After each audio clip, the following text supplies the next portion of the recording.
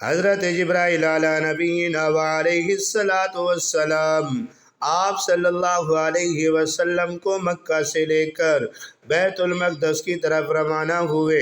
آپ صلی اللہ علیہ وسلم جب بیت المقدس پہنچے، آپ نے وہاں پر دیکھا کہ لوگوں کا جمع غفیر لگا ہوا ہے، صفیں باندھ کے کھڑے ہوئے ہیں اور امام کے انتظار کر رہے ہیں کہ کوئی امام آئے نماز پڑھائے۔ حضرت جبرائیل علی نبینا و علیہ السلام نے حضور پاک صلی اللہ علیہ وسلم کو پکڑ کر آپ کو فرمایا کہ یا رسول اللہ صلی اللہ علیہ وسلم آپ امامت کرائیں۔ یہاں پر آپ صلی اللہ علیہ وسلم امام انبیاء کے بھی امام بن گئے، اسی لیے آپ کو کہا جاتا ہے کہ سید الانبیاء، امام الانبیاء۔ آپ صلی اللہ علیہ وسلم نے